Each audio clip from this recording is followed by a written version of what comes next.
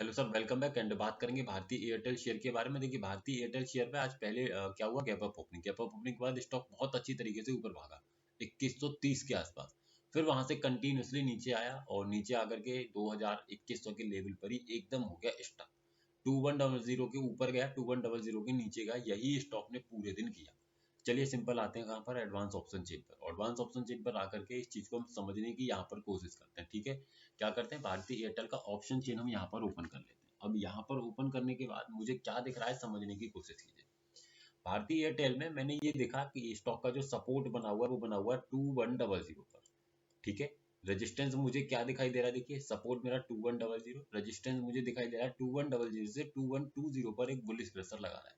तो ऐसे केस में अगर 2100 का बॉटम मिल जाए, क्योंकि रेजिस्टेंस का बुलिश प्रेशर और 2100 का जो रिवर्सल वैल्यू वो कितना है 2092, तो कम से कम मुझे 2092 का लेवल चाहिए। अगर ये लेवल मुझे मिल जाए तो स्टॉक में मैं बाइंग कर सकता हूँ, लेकिन स्टॉक 2092 कभी नहीं जाता।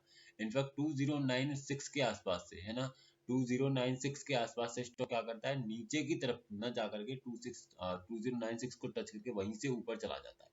तो बुलिश मोमेंटम तो आया स्लाइड सा, लेकिन प्रॉपर तरीके से डाउन साइड का मोमेंटम स्टॉक में नहीं मिल पाया, है ना। तो ये चीज हमें समझ में आई कि क्यों स्टॉक तो 2.00 पर आकर के स्टक होने का प्रयास किया। ठीक है, अब यहाँ पर देखिए कि क्या संभावनाएं दिख रही है पोजिशनली। तो पोजिशनली स्टॉक में अभी के लिए क्या है, देखिए सपोर्ट कहाँ पर दिखाई दे रहा है, देखने की कोशिश कीजिए।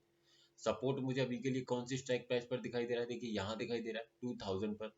2000 से आने की कोशिश कर रहा है कहाँ पर, 2100 पर। यानी कि सपोर्ट क्या कर रहा है, अपने आप में बुलिश प्रेशर तो बना रहा है, लेकिन अगर इंट्राडे में वॉल्यूम के कारण यहाँ कहीं प्रेशर अपने आप में कैसा रहा, न्यूट्रल रहा, यानी कि कोई भी प्रेशर क्रिएट नहीं हुआ, सिंपल था। तो ऐसे केस में क्या रहेगा, स्टॉक ऊपर की तरफ आपको चलते हुए दिख जाएगा अगर रेजिस्टेंस सपोर्ट अगर अपने आप में स्ट्रॉन्ग बन जाता है तो। साथ ही रेजिस्टेंस की बात करें तो रेजिस्टेंस अगर जो प्रेशर क्रिएट कर रहा है जिसके हिसाब से स्टॉक नीचे गया है उसके अकॉर्डिंग तो कहीं ना कहीं कल के ट्रेडिंग सेशन में एक स्लाइड सी अपसाइड का मोमेंटम आना ही चाहिए, क्योंकि अभी जो आज उसको काम करना था वो उसने पूरा नहीं किया। तो आई होप आप इस चीज को समझे होंगे। सर वीडियो सिर्फ और सिर्फ एजुकेशनल पर्पज है। अगर आप स्टॉक्स में इंट्राडे की ट्रेडिंग करते हैं तो हमारे इस व्हाट्सएप चैनल को ज्वाइन कर सकते हैं, जिसका लिंक आपको नीचे डिस्क्रिप्शन में मिल जाएगा। एक बार विजिट कर लीजिएगा, अगर आपको इन्फॉर्मेटिव लगे तो ज्वाइन कर लीजिएगा। Thank you.